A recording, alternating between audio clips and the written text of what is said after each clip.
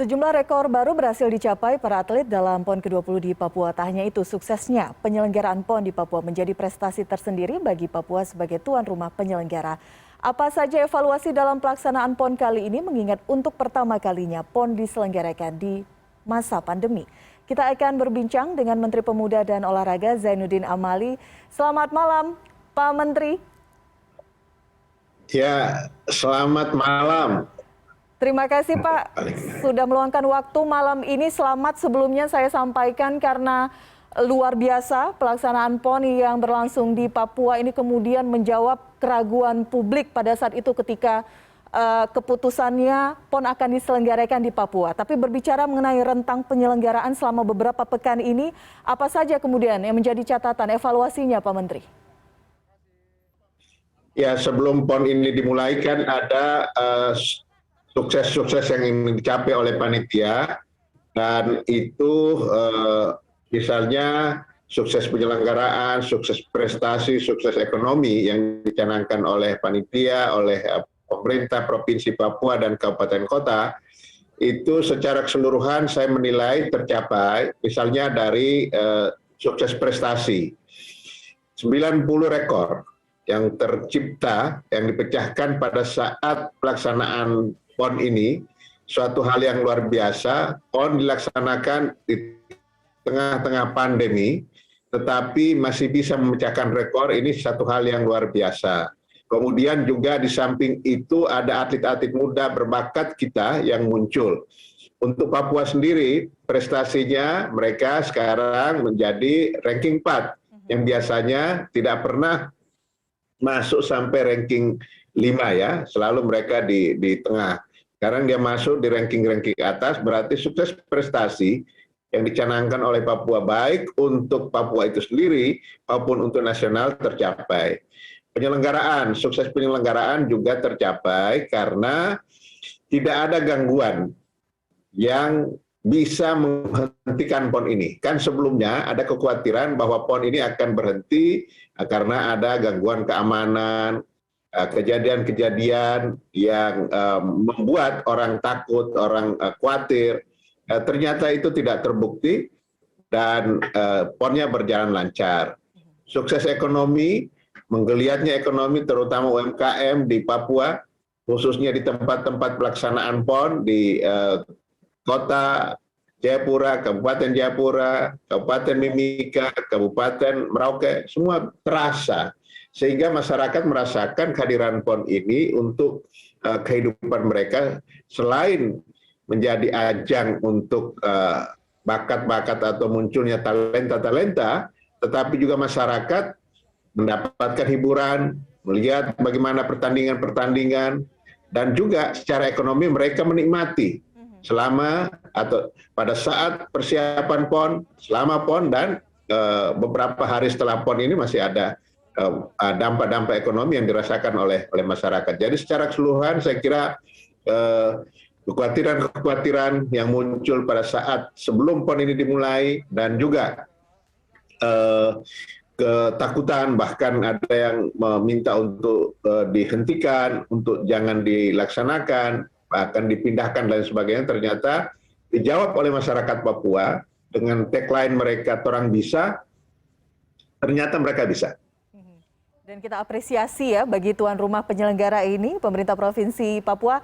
Tapi saya ingin lebih detail lagi, tadi Pak Menteri sudah menyampaikan dari sisi prestasi, dari sisi penyelenggaraan, dari sisi perekonomian, banyak kemudian kontribusi yang cukup positif pasca penyelenggaraan PON ini. Tapi dari sisi prestasi terlebih dahulu Pak Menteri, bagaimana kemudian menjawab agar prestasi yang sudah diraih dalam PON ini kemudian bisa dikembangkan secara lebih baik lagi, karena kita tahu pandemi saat ini belum berakhir, event-event olahraga secara internasional masih akan ada, masih harus kita raih begitu prestasinya. Bagaimana secara konsisten mempertahankan ini?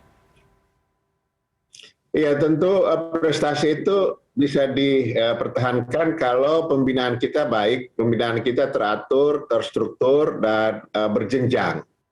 Nah, PON ini di dalam desain besar olahraga nasional atau DBON kita tempatkan dia menjadi ajang untuk pemantauan bakat atau talenta-talenta yang muncul dari daerah. yang nanti suatu saat kalau sudah memenuhi kualifikasi mereka akan didorong ke tim nasional. Dan disitulah prestasi-prestasi akan kelihatan.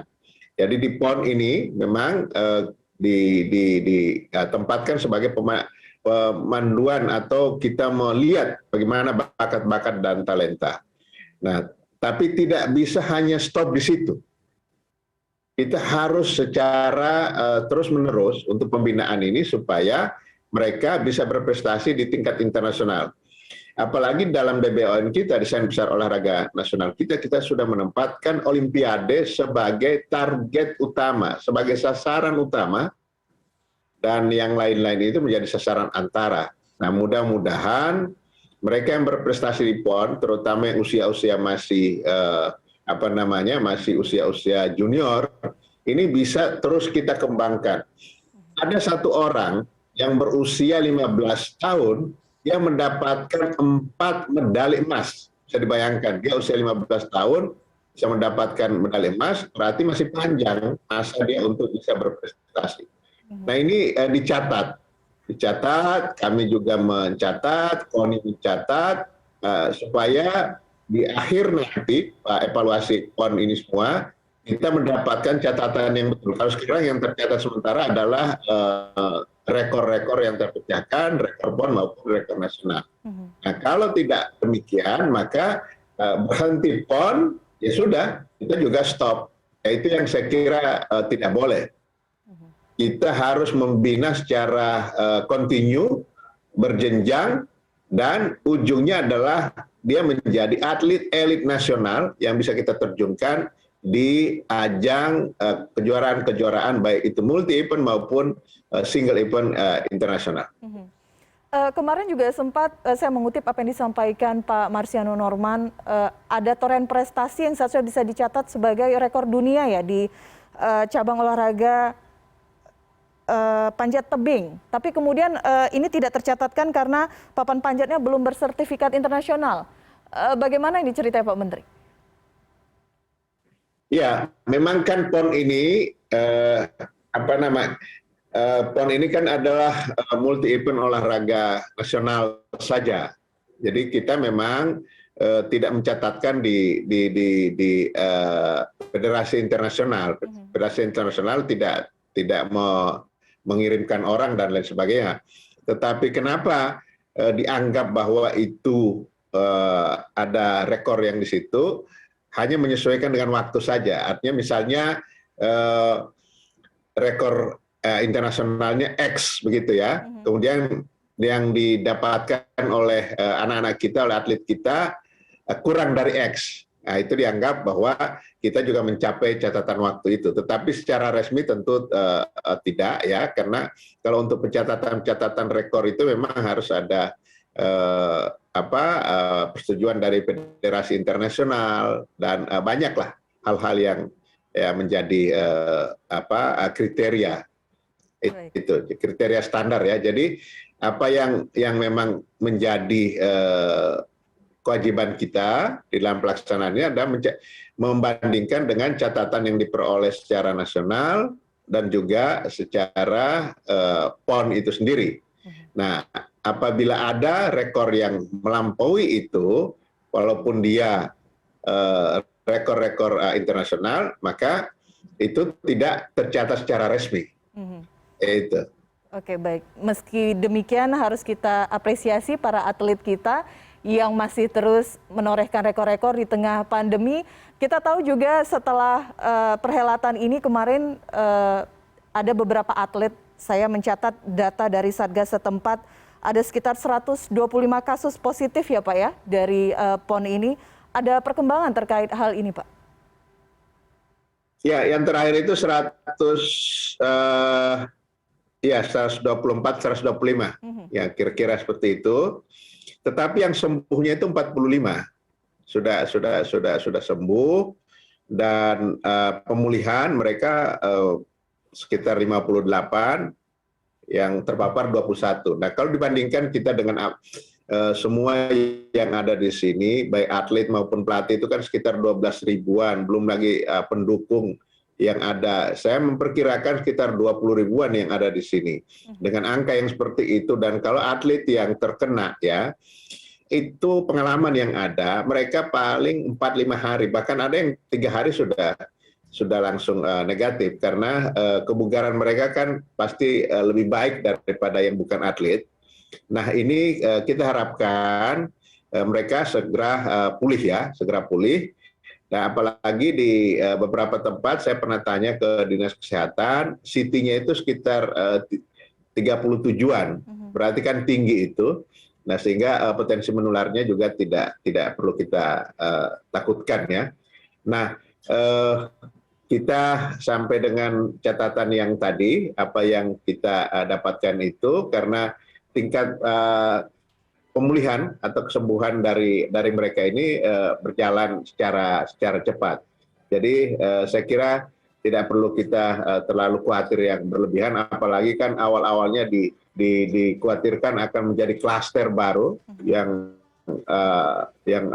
menakutkan. Ternyata itu tidak juga, karena semua mereka yang datang ke sini itu sudah divaksin ya. Atlet sudah divaksin, kemudian pelatih sudah divaksin, kemudian masyarakat yang ada di sekitar venue oleh Bapak Presiden Pak Joko Widodo itu didorong terus sampai angka vaksin itu sampai 60-70%. Jadi itu yang membuat ya tidak sampai seperti apa yang kita khawatirkan di awal, akan banyak yang akan terpapar dan sebagainya.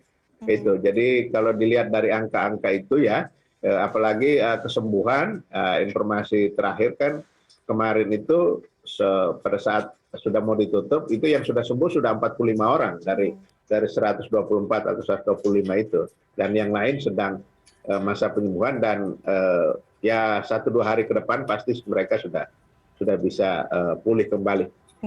Oke, berangkat dari penyelenggaraan PON ini, selanjutnya ada Paralimpiade Nasional yang juga akan diselenggarakan. Apa yang kemudian akan mungkin disesuaikan, disempurnakan sehingga catatan-catatan ini bisa lebih dilengkapi lagi, Pak, sehingga Paralimpiade Nasional nanti akan berjalan lebih sukses, lebih lancar lagi? Ya, bulan November akan diteruskan dengan Paralimpiade, dan kita akan mempersiapkan itu dengan baik. Tadi saya koordinasi dengan panitia Paralimpiade tadi siang ya. Dan sebenarnya kalau Paralimpiade ini tidak begitu terlalu sulit, karena pertama tempat penyelenggaraan itu hanya ada di Kabupaten dan Kota Jayapura. Kemudian juga peserta yang akan datang itu hanya sekitar 3.500-an lah. Itu sudah atlet dan pelatih, berarti lebih sedikit dari yang PON ya. Kemudian juga cabang olahraga yang dipertandingkan hanya 12 cabang olahraga.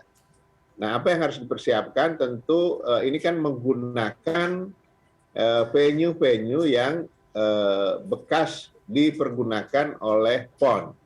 Nah, ada beberapa penyesuaian untuk dipilih. Kita akan pilih venue-venue yang ramah difabel, ya, yang venue yang ramah difabel. Misalnya mereka datang tidak tidak harus menyusahkan mereka, jadi sudah langsung bisa masuk. Kemudian juga ada penginapan-penginapan, hotel-hotel yang juga disiapkan. Semua atlet itu ditempatkan di hotel, dan hotel itu menyesuaikan, misalnya untuk sebelum masuk liftnya itu perlu ditambah apa peralatan begitu mereka masuk ke dalam lobi hotel dan sebagainya. Nah, itu sudah dihitung, sudah dipertimbangkan oleh panitia ya, panitia penyelenggaranya. Panitia Peparnas itu sudah ada pelajaran, yakni pada saat PON, yang cabornya lebih banyak, orang yang datang lebih banyak, ya, kemudian nomor-nomor pertandingan yang dipertandingkan juga lebih banyak. Saya kira itu menjadi modal buat panitia untuk bisa melaksanakan Peparnas ini dengan lebih baik. Baik, harapannya demikian Pak Menteri. Terima kasih sekali lagi. Sampai kapan Pak berkantor di Papua? Kalau urusan sudah selesai besok ya saya kembali ke Jakarta dulu. Nah, setelah itu ya akan kembali lagi ke sini. Baik, terima kasih sekali lagi. Sukses penyelenggaraan PON luar biasa di Papua. Pak Menteri memegang komando langsung hingga berkantor di Papua. Terima kasih sekali lagi. Sukses selalu. Salam sehat. Selamat malam Pak Menteri. Selamat malam, salam sehat.